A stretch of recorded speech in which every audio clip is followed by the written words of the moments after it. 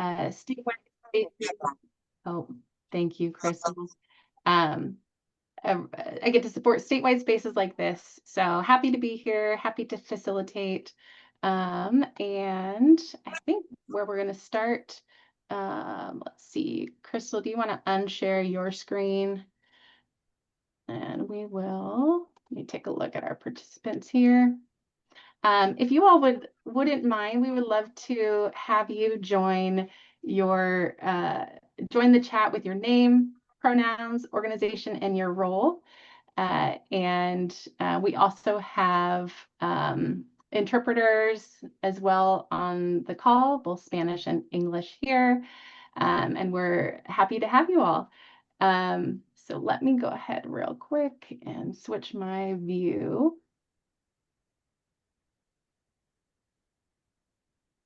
Okay, so entering the chat.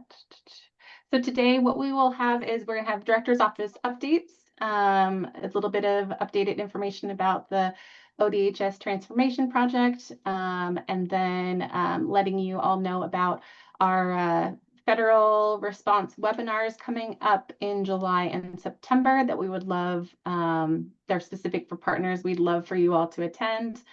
And then we have an update from our family preservation approach, and we'll get a little bit of information about that from the larger level, what's going on around the state with family preservation. And then we also have a special treat today where we have a local spotlight on some family preservation work happening at the local level in Douglas County. So we have a couple guests who'll be sharing from the work that they're doing out in that local area. And then with time, we'll have a conclusion and Q&A to follow. So let's see, without further ado, I think I see that Claire is here. Claire, I'd love to pass that over to you for some director office updates. Thank you, Catherine. Hi, everybody. I'm Claire Seguin. I'm the Director for Self-Sufficiency, and I use she, her pronouns. Thanks for coming today and all the times that you do. We really appreciate your interest, and I'm happy to share a couple of light updates today and then one slightly heavier one. The first couple of things that I want to share is that in case y'all didn't see the press release, ODHS is welcoming a couple of new directors to the organization. We have a brand new director for our Office of Tribal Affairs. George Lopez is joining us in that role, and he started on Monday. And we also have Jessica Ventura, who's starting with us, or started on Monday, who is the new director of the Office of Immigrant and Refugee Advancement. As you all know well, these two roles are really important to Oregon, to the work that we do at ODHS. I won't go into all the details of their resumes, but trust me when I say we're really lucky to have them both getting their feet wet and jumping right in this week with their onboarding and whatnot. So I am certain at some point we'll have them join this meeting to make sure that you all get a chance to hear directly from them. So we're welcoming them on board. As far as the transformation update goes, I'm just going to be honest with you. We don't have a whole lot of an update to share today, but I did want to just say that we are deeply in the throes of the work.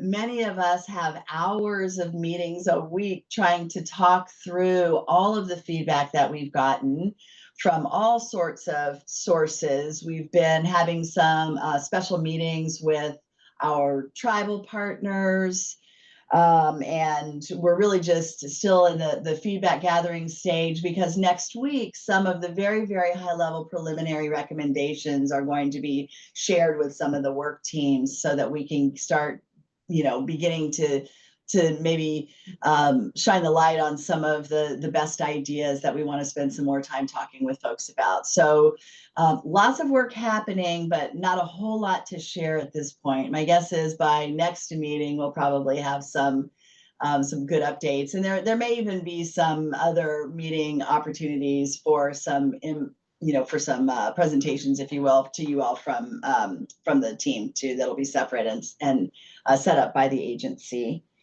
And then, of course, the last thing is the heavy thing, which is the passage of HB1 at the federal level, which impacts just so much of the work that you all care about and that we do together. We here at ODHS have stood up what we call our FACT team. It's the Federal Action Coordination Team. And this team is a group of subject matter experts, basically, who are working, it feels like nonstop, trying to respond to all the potential changes, all of the real changes coming to our programming from the federal administration, and then trying to do the calculations, the impacts, the folks who will be impacted, the dollars and cents that will be impacted, and really put it in a format that we can share internally, externally, and of course, early with the governor's office, because at some point we all know that some tough decisions are going to need to be made based on some of the preliminary costs. You've probably all seen there was a fairly significant OPV article that just came out about food impacts, and that weighs really heavily on SSP, as you know. So our SNAP team, they deserve a giant round of applause for all of the responsiveness that they've been giving to try to figure this out, right? Just, what does it mean? What are our choices? All of those things. There's going to be a ton more work that's going to need to be done, and lots of impacts that we're going to ultimately want to share. And I guess maybe with that, I would just say we're on it. We are really focused and very much prioritizing all of this analysis work. And we'll do our best to answer questions for you all and that sort of thing. But I'm going to go ahead and pass it back to Catherine, maybe just to share a little bit more detail about this meeting that we're going to have to talk about this with partners that's upcoming later in the month. So Catherine, do you want to share the details there? Yeah, thank you, Claire. Yes, so as Claire mentioned, that FACT team, one thing that they've been doing even prior to, of course, this bill passing was setting up spaces for community and then partners specifically to get feedback, solicit questions from you all, and then be able to provide answers and updates in real time. So there are a couple webinars coming up. I believe that Crystal may have sent out the information out to this group a couple weeks ago, but we will make sure that it's also included in the chat here and then also in the minutes again that you'll receive. So there's a couple coming up. The most, I guess the closest one here is going to be July 22nd and then another September 30th. So knowing that as the analysis is happening, that there's going to be different points to bring up, different updates. So we're going to continue with these webinars throughout the year into next year as a continuous space for partners and to share the updates as we have them. So that's on Zoom, 10 to 11 a.m. That link there will register you for both sessions. So we would love to see you there. And then again, in the minutes, we'll have a little bit more information to include as well as how to get questions submitted for those webinars. So that's what I have as far as that. Again, more information to come in the minutes. And as I receive any more information, I'll make sure that it's shared out with you all as well. So Claire, thank you so much for those updates. Appreciate you being here. Thanks. Enjoy the rest of the meeting, everybody. Good topics today. Thanks. All right. So with that, we're going to move on to family preservation. So we have a few guests with us here today. I am going to be sharing my slide deck for them, but I'm going to introduce you to Crystal Tillman, our family preservation project partner. And Crystal, without further ado, go for it. And then would you like me to go ahead and share my screen now? Sure, go for it. Appreciate it. Thank you. You're welcome. Yes, like you said, I'm Crystal Tillman, project partner with the family preservation team. I did bring a teammate along, and I'll let her introduce herself real quick. Hi, y'all. Erica Howdigi. I am the practice partner for family preservation. Great to meet you all. Thanks. So, like Catherine said, today we're just gonna just a little bit give y'all a little update on family preservation, and I'll let Erica take it away. Yes, next slide, please. Before we jump too far in, we definitely want to spend a little bit of time of being able to share what does it mean to be a family preservation case.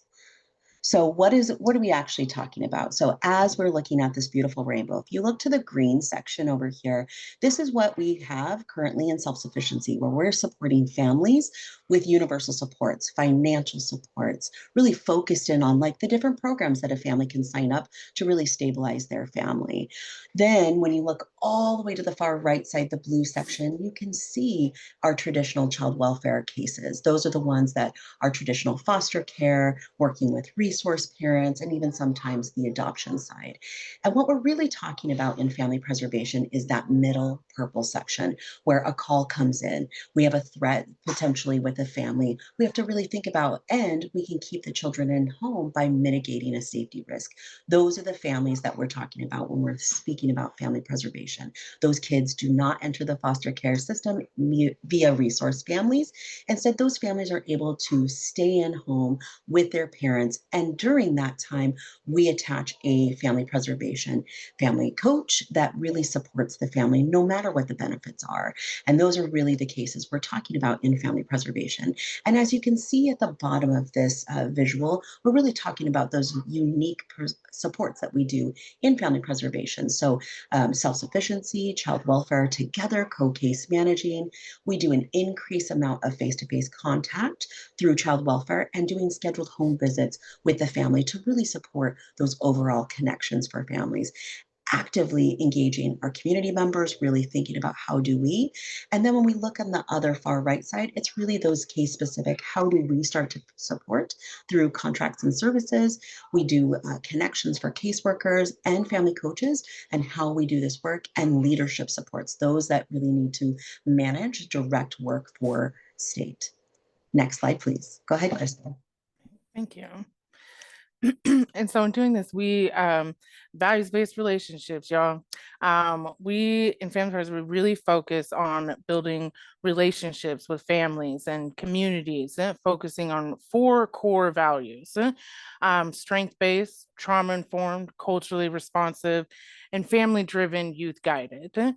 And just to very quickly go over those things, strength-based, focusing on the children and family strengths, really letting the strengths, hopefully self-identified by the families, lead and direct the goals, the conversations, really your own mindset and heart set.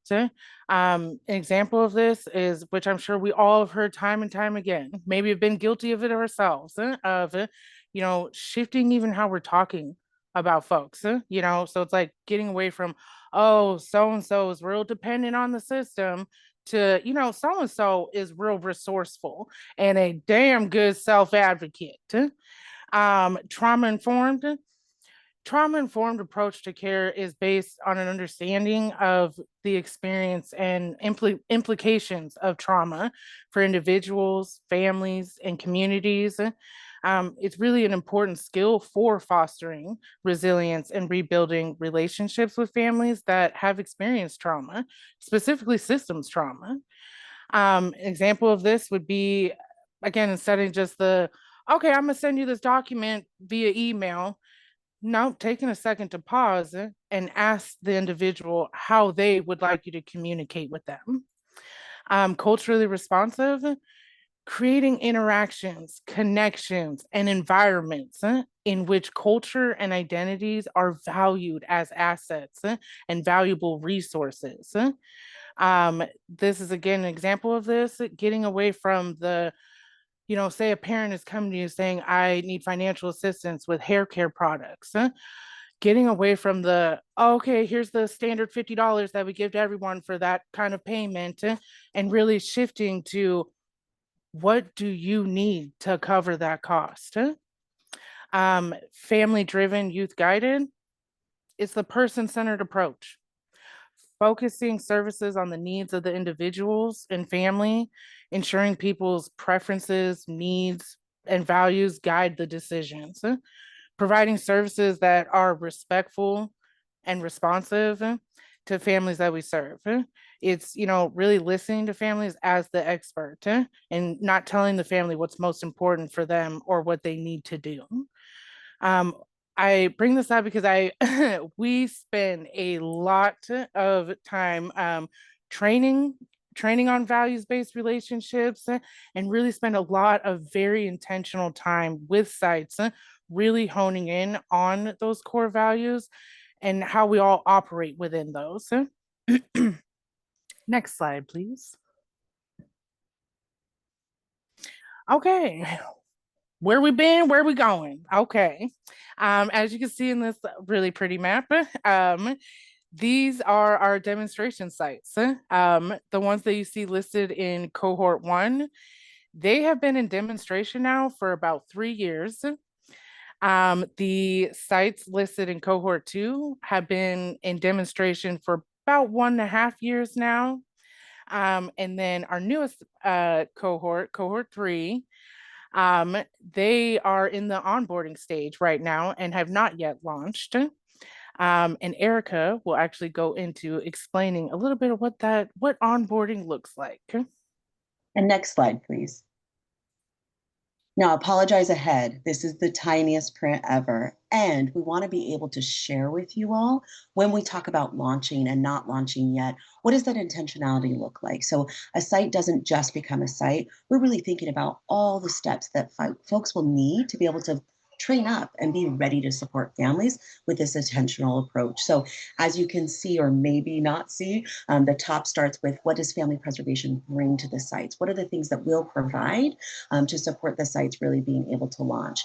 Then we really spend some intentional times on champions, those early onboarders that really understand the values at which we're trying to approach this work from, and being able to be a cheerleader, a support for us to really bring sites on so that families benefit from this intentional champion piece. And then leadership. What are the tools that leadership needs to really to be able to build out so that staff are ready to lean in and really grow? Because as Crystal was highlighting from that values-based training, there's growth that we want staff to be able to do because it's not the old way we're approaching families. How do we lean in from this expertise and really support families as a whole? And then there's staff. What do staff need in their toolbox to be able to approach this work, and really being able to build them up towards what are the tools in their tool belt, and how do I approach families with this whole value systems and approach families in the way we really want so that we are leaning into the yes. Families have a need. How do we do those things right from the very beginning when we're approaching it? And that co-case management, how do we lean in as a partner so a family isn't having to decide, okay, self-sufficiency needs this, child welfare needs this. No, together, what are we supporting the families to do so that they can continue to have their children in home as long as we can and really move away from the child welfare system? So I know this is really tiny, but we want to bring to you the intentionality with cohort 3. Next slide.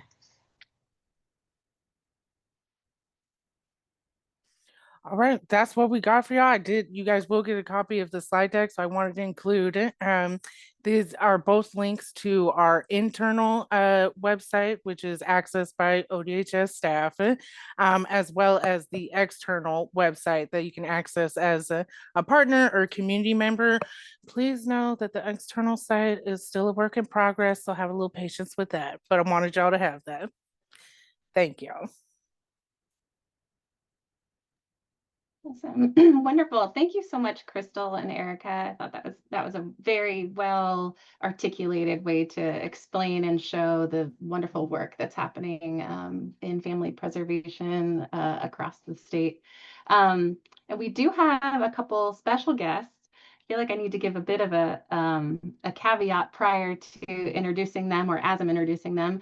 When I was invited into this space to help facilitate, this was something that I thought about, I mean, it was probably 6 months ago, to invite a couple local staff who are doing the work, who are boots on the ground, working with families, to share from their perspective of what does this family preservation approach look like at the local level, and what does it feel like working between child welfare and SSP to really serve and support families holistically? So, so excited to invite a couple I consider close friends of mine as well, Tressa Ballard and Jesse Craig. I believe Tressa is going to be sharing first, if that's correct. I'm going to invite you to go ahead, Tressa. Hi there, this is Tressa Ballard. So I work in District 6, which is the Roseburg office. I'm the identified family preservation worker for our office. So I've been doing it since our cohort started. The main thing that I love about it is the co-case management. So I thankfully get to work alongside Jesse Craig a lot. And the main thing that comes from that is we're really able to like big picture support a family rather than just one-sided and then they've got their side. We can work collaboratively together so that we can support in different ways but meet all of the needs that the family has. So that's been the greatest accomplishment with working alongside self-sufficiency to support our families. Another thing that mainly sticks out to me with family preservation is working with Jessie. She sometimes has a relationship already with families that we are becoming involved with. Sometimes it's opposite, but it really gives us kind of a foot in the door to start working with them and get them to trust us a little bit more and to see that we are just trying to support them all together to strengthen their family unit. So that's been the best thing. I'm not sure what else specifically I was supposed to share, but those are kind of the key things that I wanted to note. And then Jessie Craig is also on, but I don't know where she went, so she's going to share some more as well. Oh, there she is. Same thing. You're saying the same thing. Can you all hear me now? Anger.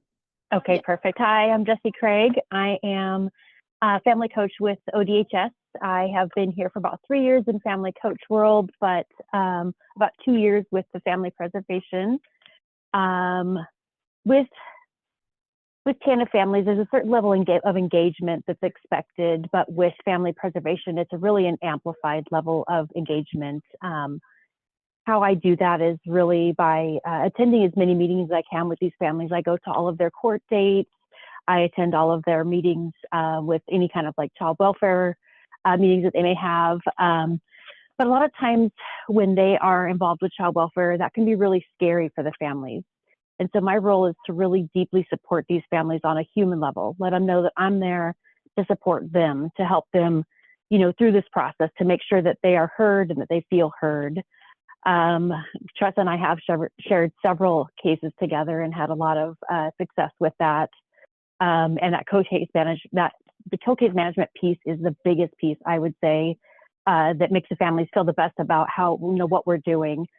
Being able to support them on two different ends is really kind of the best thing, I would say.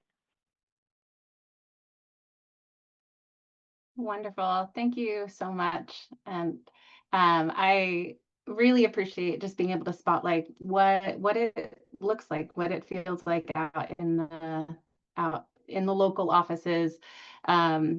Without sharing too much, I want to share that prior to this role, I was in the D6 Roseburg office and got to watch Tressa and Jesse with some of these shared cases, watch them really transform what it looks like to engage families through family preservation. And as Crystal mentioned, Douglas County was that first cohort. And so I think it was definitely a new approach, but a new way of approaching and thinking about the work. And it has been really cool to see. And I imagine that's not an isolated incident. I imagine with these other cohorts and as other offices are coming on board with this approach, that's probably happening all the time. But one thing I can remember specifically is, there was a family who had child welfare involvement. I don't know if it was the first time or what the situation was, but I remember they called on Jesse and just said, "Hey, can you just come be with me?" And it chokes me up even thinking about it because that's different in my mind to how we approach this work, because it can be scary.